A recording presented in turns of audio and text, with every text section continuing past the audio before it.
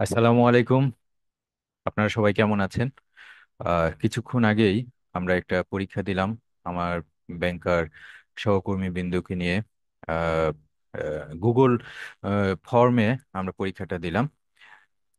আমরা এখন যে পরীক্ষাটা দিলাম সেইটা নিয়েই এখন আলোচনা করব ইনশাল্লাহ। আমরা যে পরীক্ষাটা দিয়েছি সেটা দেখেন যে আমরা কোথায় পরীক্ষাটা দিয়েছি। যে পরীক্ষাটা দিয়েছি সেটা হলো যে শরিয়া অ্যান্ড ইসলামী ব্যাংকিং, এইরকম একটি পঁচিশটা প্রশ্ন ছিল। ড্রপ ডাউন বা চেক মার্ক দিয়ে উত্তরটি সাবমিট করুন। আমি নিজেও পরীক্ষাটা দিয়েছি, যদিও আমি প্রশ্ন করেছিলাম এবং আমি পরীক্ষাটা দিয়েছি। আহ, আমরা আলোচনা করি যে আহ, কি প্রশ্নগুলো এবং উত্তর এখানে দেওয়া আছে। প্রথম প্রশ্ন ছিল, ইসলামী ব্যাংক কোন কোন পদ্ধতিতে হিসাব খুলে থাকে? আমরা জানি দুইটি পদ্ধতিতে হিসাব খুলে থাকে, আল ওয়াদিয়া ও মুদারাবা। মানে আল ওয়াদিয়া হলো চলতি হিসাব বা কারেন্ট অ্যাকাউন্ট, আর মুদারাবা সঞ্চয়ী হিসাব। এই দুটার মাধ্যমে আমরা হিসাব খুলে থাকি। তো এই দুইটাই সঠিক, বাকিগুলো আসলে সঠিক না, আপনারা বুঝতে পারছেন। পরের প্রশ্নে চলে যাই। আহ, নিচের কোনটি কেনা বেচা নয়? বাই সালাম, ইস্তিসনা, বাই শর্ত, এই তিনটাই হলো আসলে কেনা বেচা বা বাই মোড। কিন্তু ইজারাটা আসলে ভাড়া দেওয়া, এইটা বা লিজ দেওয়া। এই জন্য এই প্রশ্ন, এইটা সঠিক উত্তর, কিন্তু এটা আসলে কেনা বেচা নয়। এই কারণে এটি সঠিক উত্তর। বাই মুরাবাহাতে কয়টি পক্ষ থাকে? তিনটা পক্ষ। আহ, একটা থাকে ব্যাংক, মানে যে ক্রয় করে সাপ্লায়ার কাছ থেকে, আর একটা সাপ্লায়ার মানে যে বিক্রেতা, এবং ব্যাংকের কাছ থেকে যে কিনে মানে গ্রাহক অথবা ক্রেতা। এই তিনটা পক্ষ নিয়েই আসলে বাই মুরাবাহাটা কার্যকরী হয়। সুতরাং উত্তর হলো তিন। সাহিব আল মাল, যিনি টাকা দেন বা আমানত দারি, আমানত আমানত যিনি প্রদান করেন ব্যাংকের কাছে, তিনি হলেন সাহিব আল মাল। সুতরাং সাহিব আল মাল যে মালটা দিচ্ছেন বা টাকাটা দিচ্ছেন বা অর্থটা দিচ্ছেন, এর লাভ লোকসানের দায়িত্ব কে পালন করে? মানে লাভ হবে না লস হবে, মানে অ্যাক্টিভিটিটা বা এইটাকে বিনিয়োগের দায়িত্বটা আসলে, লাভ লোকসানের দায়িত্ব মানে বিনিয়োগের দায়িত্ব, সে দায়িত্বটা কে পালন করে? অবশ্যই ব্যাংক। ব্যাংক আমানত গ্রহণ করে, সাহিবাল মালের কাছ থেকে আমানত গ্রহণ করে এবং সেটাকে বিনিয়োগ করে। সুতরাং ব্যাংক। গ্রাহক নিজে না, সাহিবাল মাল নিজে না, অংশীদারিত্বের অনুপাতেও না। পরের প্রশ্ন, শরিয়া নন কমপ্লায়েন্সের মাধ্যমে যে আয় হয় তা কি হিসাবে গণ্য হয়? ডাউটফুল ইনকাম হিসাবে। আসলে আপনারা জানেন যে শরিয়া থেকে, শরিয়া সেক্রেটারিয়েট থেকে বা শরিয়া অডিট যে পরিচালিত হয়, সেইখানে কি খুঁজতে যায় তারা? সেখানে খুঁজতে যায় ডাউটফুল ইনকাম, যাতে ইনকামের মধ্যে কোনো সন্দেহযুক্ত আয় প্রবেশ না করে। সেটাই হলো ডাউটফুল ইনকাম। কেন ডাউটফুল ইনকাম? শরিয়ার যে নিয়ম কানুন আছে, সেই নিয়ম কানুন না মেনে বিনিয়োগ করা হলে সেখান থেকে যে আয় হবে সেটা ডাউটফুল ইনকাম। সেটা ডাউটফুল ইনকাম মানে সেটা আসলে হারাম হালালের প্রশ্ন, মানে এটা হারাম। সুতরাং এটা ডাউটফুল, এটার মধ্যে সন্দেহ আছে। আর বাকি এই ডাউটফুল ইনকামটা হয়তো আমরা গ্রহণ করতে পারবো না, সেটা চ্যারিটি ফান্ডে যাবে। কিন্তু এইটাকে তো আর চ্যারিটি ফান্ড বলা যায় না, এটা আসলে ডাউটফুল ইনকাম। 5 নাম্বার প্রশ্নের পরে আমরা 6 নাম্বার প্রশ্নে যাই। দুঃখিত। আহ, আহ, 6 নাম্বার প্রশ্ন, কোনটি আল ওয়াদিয়ার শাব্দিক অর্থ নয়? আল ওয়াদিয়ার শাব্দিক অর্থ কি কি? হেফাজত, আমানত, বিশ্বাস, এই তিনটা শাব্দিক অর্থ।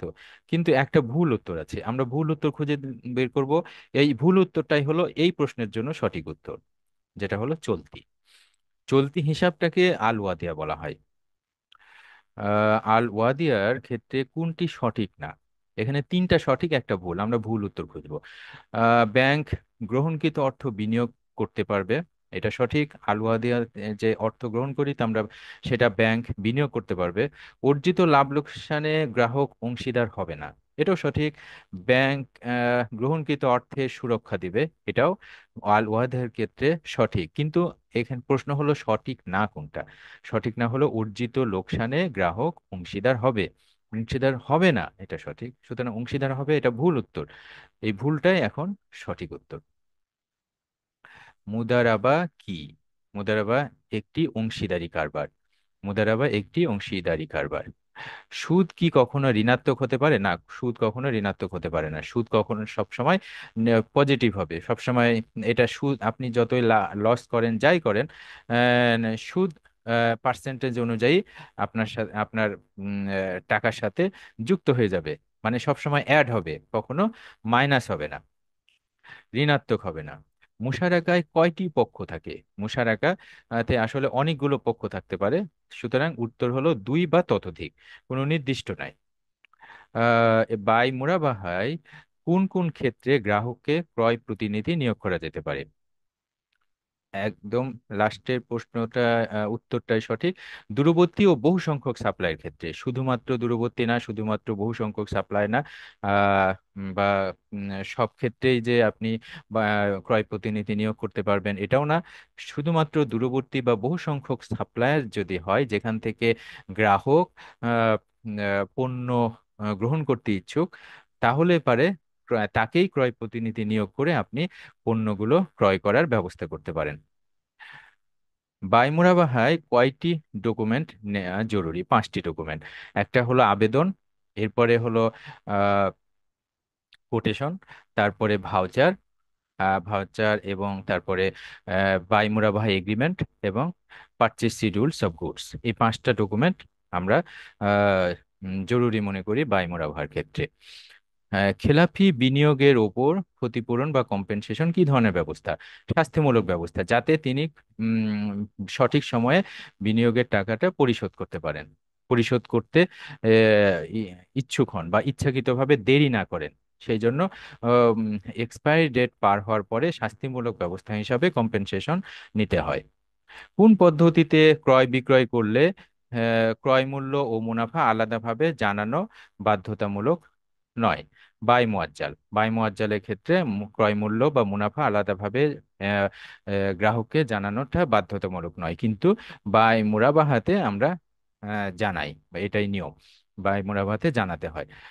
প্রচলিত ব্যাংকের চলতি হিসাবের সাথে কিছুটা মিল রয়েছে ইসলামী ব্যাংকের কোন হিসাবটির সাথে? আল ওয়াদিয়া। আহ, আল ওয়াদিয়া, মানে আমরা কিন্তু বলে থাকি আল ওয়াদিয়া চলতি হিসাব, সুতরাং চলতি হিসাব বা কারেন্ট অ্যাকাউন্ট এটার সাথে আসলে মিল রয়েছে। গ্রাহকের সাথে ইসলামী ব্যাংকের সম্পর্ক কি? অংশীদারিত্বের সম্পর্ক, মূল্যবোধের নয়, ভালোবাসারও নয়, আমানতদারিও নয়। এটা হলো অংশীদারিত্বের সম্পর্ক। ইসলামী ব্যাংকসমূহ কোন পদ্ধতিতে বিনিয়োগ করে না? অংশীদারি মাধ্যমে করে, বেচা কিনা করে, ভাড়া দেয়, কিন্তু প্লেজে করে না। সূরা বাকারার একটি আয়াত আছে যেটাতে ব্যবসাকে হালাল ও সুদকে হারাম করা হয়েছে, কত নম্বর আয়াত? সেটা হলো 275 নম্বর আয়াত। নিচের কোনটি বাইমুরাবাহার পক্ষ নয়? বাইমুরাবাহায় 3টা পক্ষ থাকে: অর্থায়নকারী, বিক্রেতা মানে সাপ্লায়ার, আর ক্রেতা মানে গ্রাহক। কিন্তু মধ্যস্থতাকারী বা দালাল শ্রেণীর লোকজন এই বাইমুরাবাহার কোনো পক্ষ নয়। হায়ার পারচেস আন্ডার সিকাতুল মিল্কের মধ্যে নিচের কোন বৈশিষ্ট্যটি বিদ্যমান? নিচের কোন বৈশিষ্ট্যটি বিদ্যমান নেই? দুঃখিত, বিদ্যমান নেই এটা। কোনটা নেই? আছে কোনটা আমরা জানি, নিয়ম অনুযায়ী মালিকানায় শরিকানা, ইজারা, বিক্রি, এই 3টা সমন্বয় হলো হায়ার পারচেস আন্ডার সিরকাতুল মিল্ক। কিন্তু 3টার বাইরে হলো মালিকানায় পরিচালনা, এইটা আসলে ভুল উত্তর একদম। বিনিয়োগে গুরুতর শরিয়া লঙ্ঘন কয়টি? এটা আসলে মেজর ভায়োলেশন। আমাদের যে শরিয়া অডিট গুলো হয়, অডিটের সাথে এটা বিআরপিডি সার্কুলার নাম্বার 3 অনুযায়ী নন কমপ্লায়েন্স অ্যাক্টিভিটি এরকম লিস্ট আছে, সেটার মধ্যে 7টি হলো মেজর ভায়োলেন্স বা গুরুতর শরিয়া লঙ্ঘন। আহ, উম, বিনিয়োগের নিম্ন পর্যায়ের মানে মাইনর ভায়োলেশন কয়টি? 18টি।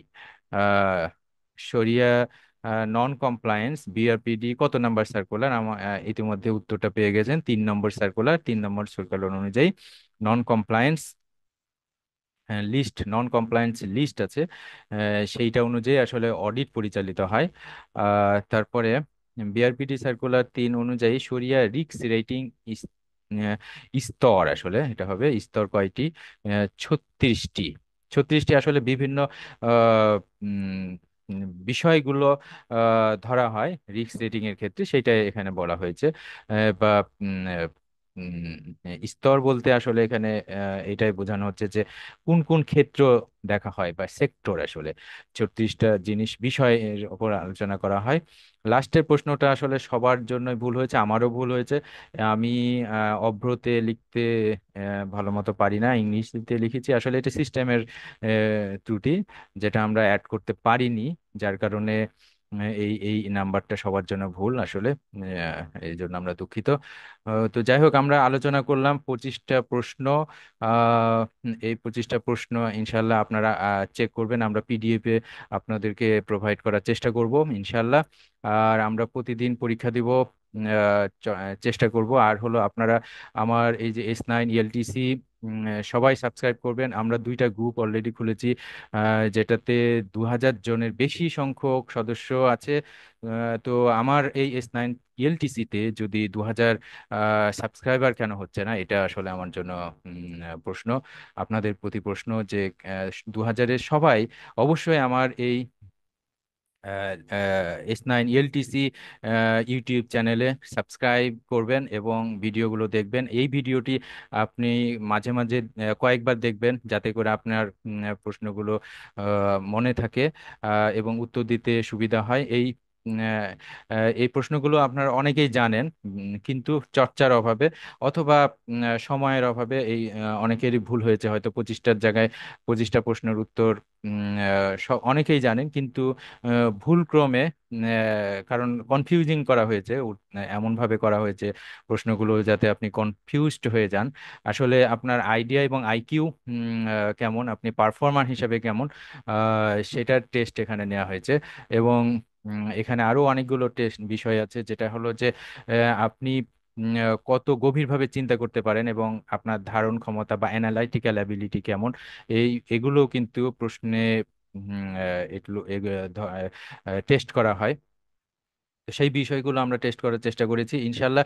এভাবে আমরা প্রতিদিন পরীক্ষা নিব এবং আমাদের চেষ্টা চলবে। আমরা আশা করি প্রিপারেশন আমরা ভালোভাবে নেব। মনে রাখতে হবে যে প্রশিক্ষণ যত কঠিন হবে, যুদ্ধ তত সহজ হবে। এই বিষয়টা মনে রেখে আমরা ইনশাল্লাহ পথ চলবো। সবাইকে ধন্যবাদ। আসসালামু আলাইকুম।